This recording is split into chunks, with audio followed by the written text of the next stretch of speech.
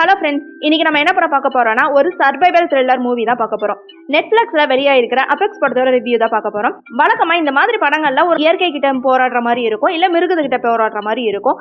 ஆனா இந்த படத்துல ஒரு சைக்கோ கொலைக்காரங்கிட்ட இருந்து ஒரு பெண் எப்படி தப்பிக்கிறா அப்படிங்கறதா இந்த படத்தோட கதையே. பல்தாசர் கோமுகர் இந்த படத்தை டைரக்ட் பண்ணியிருக்காரு. இவர் ஏற்கனவே எவரெஸ்ட் மாதிரியான ஒரு த்ரில்லர் படங்களை கொடுத்தவர். இந்த படத்துல ஆஸ்கர் விருது பெற்ற நடிகையான சார்லிஸ் கதாநாயகியா நடிச்சிருக்காங்க. அவங்க தான் இந்த படத்தை தயாரிக்கவும் செஞ்சிருக்காங்க. வில்லனா டாரன் ஏகார்டன் நடிச்சிருக்காரு. படத்தோட ஆரம்பமே ரொம்ப அழகான ஒரு மலையேற்றத்தோட ஆரம்பிக்குது. கதாநாயகியான சார்லிஸும் அவரோட காதலனும் ஒரு மலை உச்சியில ஏறிட்டு இருக்காங்க. ஆனா திடீர்னு அங்க ஒரு பனிச்சரிவு நடக்குது. அந்த விபத்துல அவங்க காதலன் இறந்து போறாங்க. இதுல வர ட்விஸ்ட் என்னன்னா, தன்னோட பிடிவாதத்தினாலதான் அந்த இடத்துக்கு போனோம், அதனாலதான் தன் காதலன் இறந்துட்டாங்க அப்படிங்கிற ஒரு குற்ற உணர்ச்சியோட நாயகி ரொம்பவே பாதிக்கப்பட்டிருக்காங்க. அந்த அழுத்தத்துல இருந்து வெளியே வர அவங்களுக்கு சில மாசங்கள் ஆகுது. அதுக்கப்புறம் சோலோ ட்ரிப் போலாம் அப்படின்னு முடிவெடுக்கிறாங்க. அப்பந்தான் அந்த பயணத்துல ஒரு மர்மமான மனிதரை பாக்குறாங்க.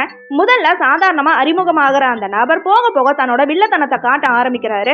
அந்த அமைதியான ஒரு காடு வேட்டையாடும் களமா மாறுது.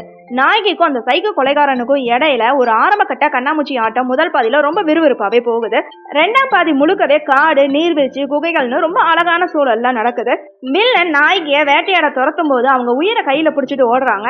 ரெண்டாம் பாதியில வர அந்த காடுகள், அதோட காட்சிகள் எல்லாமே நிஜமாவே தத்ரூபமாவே இருக்குன்னே சொல்லலாம். குறிப்பா வில்லனோட உண்மையான முகம் அவங்களுக்கு தெரிய வந்ததுமே படத்தோட வேகம் இன்னும் அதிகமாகுது. சார்லிஸ் ஒரு தேர்ந்த நடிகை அப்படின்னு மறுபடியும் நிரூபிச்சிருக்காங்க.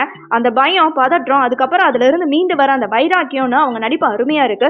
காற்றாற்றுல படகுல போற ஒரு காட்சி இருக்கு. அது உண்மையாலே அட்டகாசமே படமாக்கியிருக்காங்கன்னே சொல்லலாம். கேமரா ஒர்க், எடிட்டிங் பத்தி கண்டிப்பா சொல்லியே ஆகணுங்க. அந்த மலை உச்சி காட்சிகள்ல கிராபிக்ஸ் இருக்குன்னே தெரியாத அளவுக்கு அவ்வளவு நேர்த்தியா இருக்கு. பின்னணி இசை டென்ஷனை அப்படியே மெயின்டைன் பண்ணுதுன்னே சொல்லலாம். கிளைமேக்ஸ்ல ஹீரோயின் வாழணுமா இல்ல சாகணுமா அப்படிங்கிற போராட்டமா மாறுது. தப்பிக்கவே முடியாதுன்னு நினைக்கிற இடங்களை கூட நாயகி எப்படி தன்னோட புத்திசாலித்தனத்தை வச்சு போராடுறாங்க அப்படிங்கறத முடிவா காட்டியிருக்காங்க. சார்லிஸோட மெர்டலான நடிப்பு, அவங்களோட உடல்வாக, ரொம்ப நேர்த்தியான ஒளிப்பதிவு, இசை, ஆரம்பத்துல இருந்து கடைசி வரைக்கும் கொஞ்சம் போர் அடிக்காம விறுவிறுப்பா கொண்டு போன திரைக்கதை படத்தோட பிளஸ்னே சொல்லலாம். ஆனா படத்துல மைனஸும் இல்லைன்னு சொல்லவே முடியாதுங்க. கதை ரொம்பவே புதுசு அப்படின்னு சொல்ல முடியாது. ஏற்கனவே நம்ம பார்த்தா அதே சர்வைவல் டெம்ப்ளேட் தான் இதுலயும் யூஸ் பண்ணியிருக்காங்க. வில்லனோட பின்னணியை இன்னும் கொஞ்சம் விரிவா சொல்லி இருக்கலாம். அவன் ஏன் இப்படி பண்றான் அப்படிங்கிறதுக்கான தெளிவு படத்துல இல்ல. பெருசா ட்விஸ்ட்னு எதுவுமே இல்லாம எதிர்பார்த்த மாதிரியே கதை போறது கொஞ்சம் மைனஸ்னே சொல்லலாம். ஆக மொத்தத்துல அபெக்ஸ் படம் எப்படி இருக்குன்னு கேட்டீங்கன்னா, உங்களுக்கு விறுவிறுப்பான சர்வைவல் த்ரில்லர் படம் பார்க்க பிடிக்கும் அப்படின்னா கண்டிப்பா இந்த படத்தை மிஸ் பண்ணாம பாருங்க.